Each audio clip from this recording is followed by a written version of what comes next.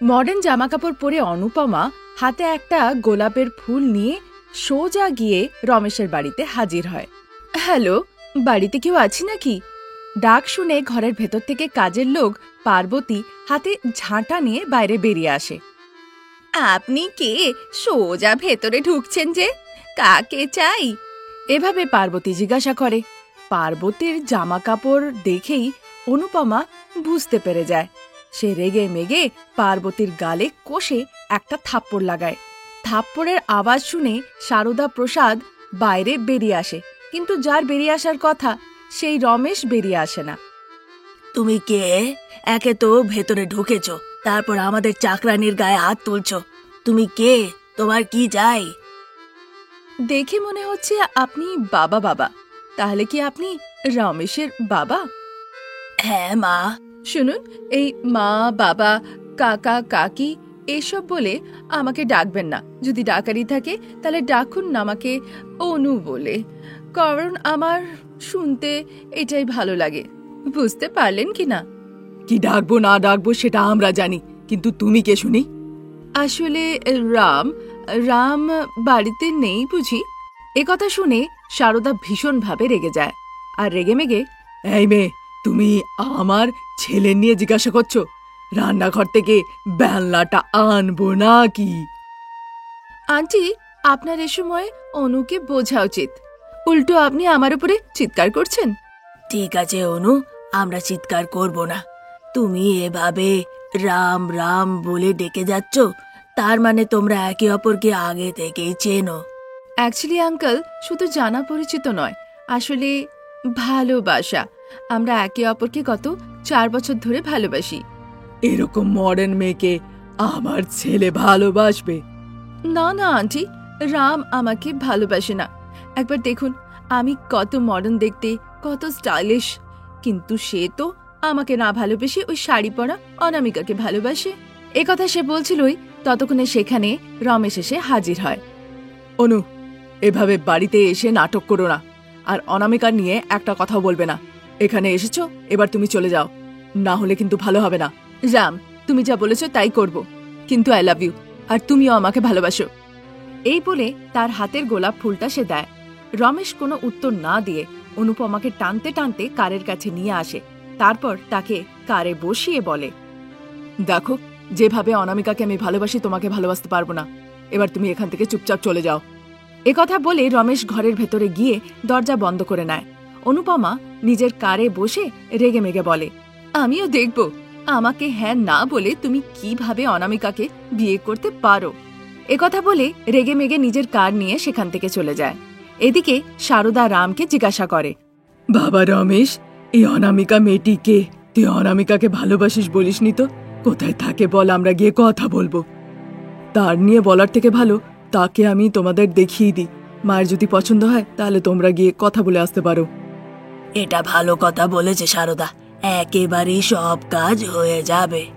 ভালো কথা, এখানে অনুপমাকে দেখলাম, ওখানে অনামিকাকে দেখব। তাদের কথা শুনে রমেশ ভীষণ আনন্দিত হয়। যেহেতু রমেশ আগেই বলে দিয়েছিল যে তারা অনামিকার বাড়িতে আসছে, অনামিকা বাড়ির বাইরে পায়চারি করে আর বারবার রাস্তা দেখে, তাহলে সত্যি সত্যি রমেশ আমাদের বাড়ি আসছে। সে আমার মা বাবার সাথে আমাদের সম্পর্কের কথা বলবে। এর আগে যখনই জিজ্ঞাসা করেছি আমি, সে বারণ করে দিয়েছে, কিন্তু এবারে নিজের থেকে সে কেন আসতে চাইছে? একথা সে ভাবছিলই, ততক্ষণে মা সাবিত্রী সেখানে এসে হাজির হয়। অনামিকা, এখানে দাঁড়িয়ে কার অপেক্ষা করছিস মা? অনামিকা ভাবছিলই, সে সময় জিজ্ঞাসা করাতে অনামিকার মুখ পিছলে বেরিয়ে যায়। তোমাদের জামাইয়ের জন্য মা, এই বলে খুবই সরলতার সাথে সাবিত্রীকে দেখতে লাগে। সাবিত্রী চিন্তায় তখন, কি বললি তুই? জামাইয়ের অপেক্ষা করছিস মানে?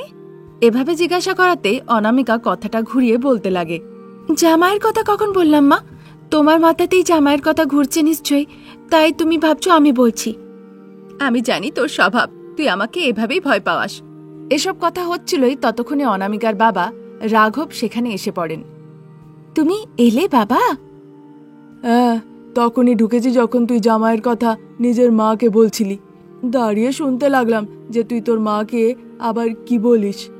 তার মানে আমি যেটা শুনেছিলাম সেটা ঠিক ছিল?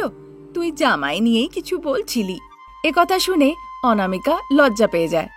আসলে বাবা, তারপর আর কোনো উত্তর না দিয়ে সে লজ্জা পেয়ে ঘরের ভেতরে ছুটে পালায়। রাঘব আর সাবিত্রী তা দেখে হাসে। হ্যাঁ গো, মেয়ে যা লজ্জা পেয়ে ছুটে পালালো, তার মানে আর আমাদের ছেলে খোঁজার দরকার নেই। আমারও তাই মনে হচ্ছে সাবিত্রী। আমাদের মেয়ে হয়তো কোনো ছেলেকে পছন্দ করে, আর সে তাকে বলেছে বাড়িতে এসে যেন আমাদের সাথে সে কথা বলে। তাই জন্যই জামাইয়ের নাম শুনে সে লজ্জা পাচ্ছে। ঠিক সেই সময় একটি কার এসে তাদের বাড়ির সামনে থামে। ও সাবিত্রী, আমরা ভাবছিলামই, আর দেখো ছেলের বাড়ির লোক এসে গেছে। তারপর কার থেকে সারদা, প্রসাদ, রমেশ নিচে নেমে আসে। তাদেরকে দেখে সাবিত্রী আর রাঘব নমস্কার করে। আমরা, হ্যাঁ বেয়াই, আর পরিচয়ের দরকার নেই। ছেলে আর মেয়ে একে অপরকে পছন্দ করে, ভালোবাসে, আর তারপর মা বাবাদের দেখা সাক্ষাৎ হয়ে গেল। এরপর একটা দিনক্ষণ দেখে এদের বিয়ে দিয়ে দেওয়া যাক। বেয়াই, আপনি জানতেন আমরা আসছি?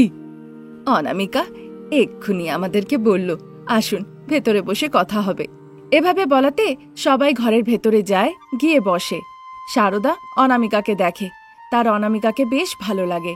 সাবিত্রী আর তার পরিবার রমেশকে দেখে, রমেশকেও তাদের বেশ পছন্দ হয়।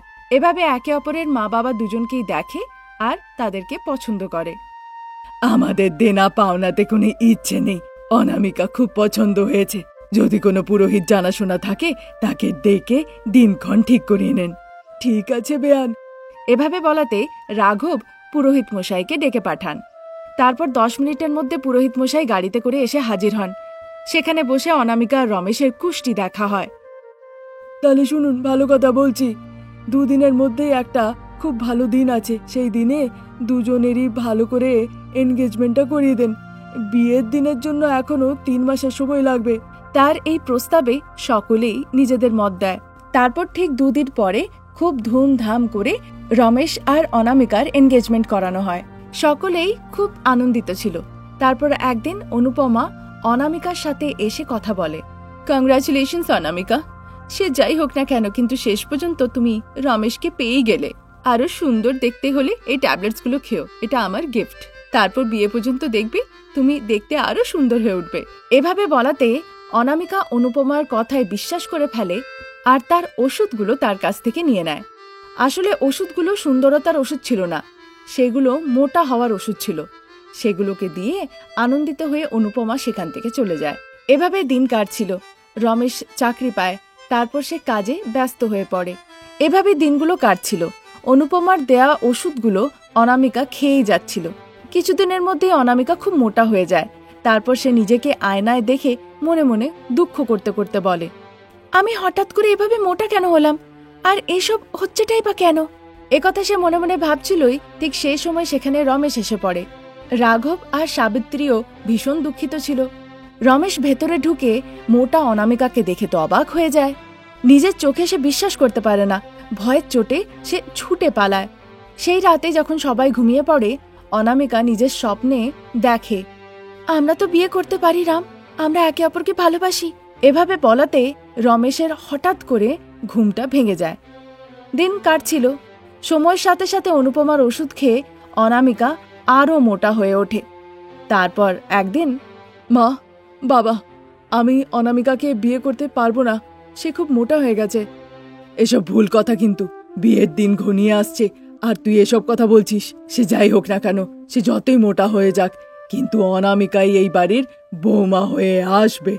হ্যাঁ বাবা, তোকে ওই মোটা অনামিকাকে বিয়ে করতে হবে, না হলে সে আমাদেরকে রাস্তায় টেনে আনবে। যদি তুমি হঠাৎ করে মোটা হয়ে যেতে, তাহলে কি সে বলতো যে সে তোমাকে বিয়ে করবে না? হ্যাঁ রে রমেশ, তোর বাবা ঠিক কথা বলছে। আমরা তো তার চোখে দেখেছি সে তোকে কতখানি ভালোবাসে। এরকমটা করিস না বাবা। এভাবে রমেশকে বুঝিয়ে সুজিয়ে তারা অনামিকার পাশে বসায় আর তারপর দুজনের ভালো করে বিয়ে দিয়ে দেওয়া হয়। বিয়ের মণ্ডপে বসে রমেশ চোখের জল ফেলতে লাগে। অনামিকা নিজের গলায় মঙ্গলসূত্র দেখে খুব খুশি হয়। সেখানে উপস্থিত সকলেই হাসাহাসি করতে লাগে, এই বলে যে ছেলেটা কেমন দেখো আর মেয়েটা কত মোটা দেখো। কিন্তু শেষ পর্যন্ত দুজনের বিয়ে হয়েই যায়। তারপর দুজনে একসাথে এক ঘরে সংসার করতে লাগে। মাটির ঘরে বিছানার উপরে বসে অনামিকা নিজের স্বামীর ছবিটিকে দেখতে দেখতে, এ কি আমার শহরের স্বামী? তুমি আমাকে বিয়ে করলে, 7 পাক ঘুরলে, আকাশে অরুন্ধতী তারা দেখিয়ে তুমি চিরকাল সঙ্গে থাকবে বললে। যদি তুমি আমার হাত না ছাড়তে, কারে বসে আমায় নিজের সঙ্গে করে নিয়ে যেতে, তাহলে এই গ্রামে বসে আমাকে এই কষ্টটা আজ দেখতে হতো না। সে কথা বলছিলই তখন সাবিত্রী দুধ নিয়ে আসে অনামিকার জন্য, আর তার কথাগুলো শুনে ফেলে। সে দরজার কাছেই দাঁড়িয়ে যায়। তোমার মা বাবা পণ চাইলেন, আমার মা বাবা বললেন তারা দেবেন, কিন্তু তোমরা বিশেষভাবে পণের কথা কিছু বলোইনি। তোমাদেরকে পরিষ্কারভাবে পণের কথা বলা উচিত ছিল না। তখন বলেছিলে শুধু আমার স্ত্রী চাই, আমাদের কাছে অনেক টাকা আছে, টাকার কি বা প্রয়োজন। যদি তখনই পরিষ্কার করে সব কথা বলে দিতে, তাহলে আজ আমার শহরের স্বামীর ওপরে আমার কতই না গর্ব হতো।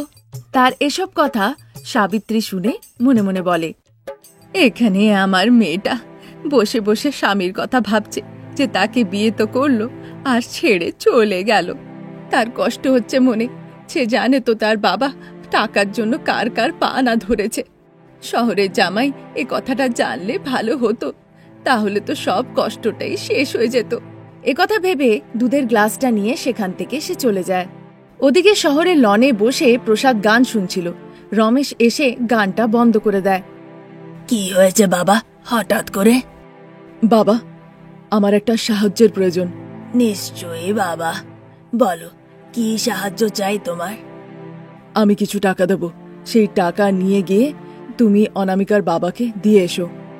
বলো যে অনামিকা যেন সেই টাকাটা একটা ভালো দিন দেখে মাকে যেন দেয়, আর টাকা দেওয়ার পরে যেন অনামিকা এখান থেকে চলে যায়। কিন্তু যে বাবা, তোর মা আগে থেকে আভাস পেয়েছে যে আমরা এই কথাই ভাবছি, তাই আমাকে হাউস অ্যারেস্ট করে রেখেছে। কারোর সাথে যদি কথা বলার থাকে তাহলে বাড়ি থেকেই করতে হবে, আর তোমার মা সব কথা শুনবে, এই কথাটা মনে রেখো। তাও বাবা, আমাদের কাছে তো অনেক টাকা, যারাই আমাদের বাড়িতে আসে তাদেরকে আমরা দান করি, তাহলে এভাবে পনাপনি নিয়ে আমাদের মধ্যে ঝগড়াঝাটি কেন হচ্ছে বাবা? এ কথা হচ্ছিলই ততক্ষণে সারদা সেখানে এসে পড়ে। তোমার বাবা কি বা উত্তর দেবে রমেশ? আমি দিচ্ছি তো। তুমি কখন এলে সারদা? আমি তখন এসেছিলাম যখন ছেলে টাকা নিয়ে তোমাকে দিচ্ছিল। তোমাদের সব কথা আমি শুনে ফেলেছি। তুমি যখন সব কথা শুনেই ফেলেছ, তাহলে নিজের ছেলের প্রশ্নের উত্তর দাও। আমাদের কাছে যখন এত টাকা আছে, তাহলে এভাবে পনাপনের জন্য অন্যকে কষ্ট দেওয়া কেন? যখন আমার বলার হবে আমি ঠিক বলবো। এখন ওই ঘরে গিয়ে চুপটি করে বসে অফিসের কাজকর্ম করো। যাও বাবা, যাও। ঠিক আছে মা। এভাবে বলে রমেশ বিশেষ কিছু আর না বলে সেখান থেকে চলে যায়। অনামিকা যখন নিজের স্বামীর ছবি দেখতে দেখতে কথা বলছিলই, ঠিক সেই সময় একটা বিমানের শব্দ শুনতে পায়। সে বাড়ির ভেতর থেকে ছুটতে বাইরে এসে ওই বিমানটিকে আকাশে দেখতে লাগে। ও এরোপ্লেনের ড্রাইভার স্যার, এরোপ্লেনটাকে আমার বাড়ির সামনে একটু থামান না, আমিও আপনার সাথে যেতে চাই। আপনি আমাকে আমার স্বামীর বাড়ির সামনে নামিয়ে দেবেন। এবার আপনি আমাদের মিলন করাতে পারেন, আপনার অনেক পুণ্য হবে গো। এভাবে এরোপ্লেনটিকে দেখতে দেখতে সে নিজের জায়গা থেকে এগিয়ে যেতে লাগে। তারপর কিছুক্ষণ পরে দুঃখিত হয়ে, মাথায় সিঁদুর পরিয়ে 3 সপ্তাহ কেটে গেছে।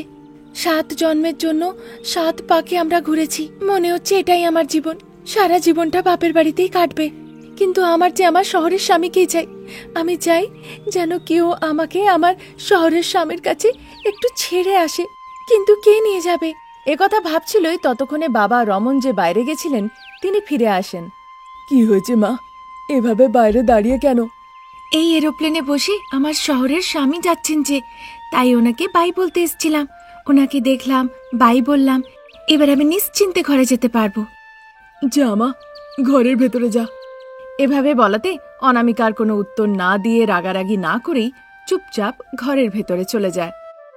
হ্যাঁ গো, যখন ছেলে জিজ্ঞাসা করছিল তুমি বললে না কেন যদি পণ না নিতাম তাহলে তারা ছেলে নিয়ে উল্টোপাল্টা ভাবতো, এই কথাটা তাকে বুঝে বললে না কেন? বলবো ভাবছিলামই, ততক্ষণে তুমি এসে পড়লে। তুমি বললে ভালো হবে। আমি কি করে বলবো? তুমি ছেলেকে গিয়ে বলো না যখন সে বিশ্রাম করবে, আর মনে থাকে যেন সে আমাকে ভুল না বোঝে। ঠিক আছে সারদা, আমি ছেলেকে বুঝিয়ে বলবো, তুমি নিজের কাজ করোগে। এ কথা বলে সারদা সেখান থেকে চলে যায়। ওদিকে সাবিত্রীর বাড়িতে সাবিত্রী দেখে তার স্বামী রমন বাড়ি ফিরেছে। তাকে দেখে সে বলে, হ্যাঁ গো, যে কাজের জন্য গেছিলে কি হলো? আমি জিজ্ঞাসা করেছি সাবিত্রী, কিন্তু যাকে জিজ্ঞাসা করছি সে বলছে আরো 2-3 মাসের জন্য অপেক্ষা করতে। কি বলছো গো, আরো 2-3 মাস সময় লাগবে?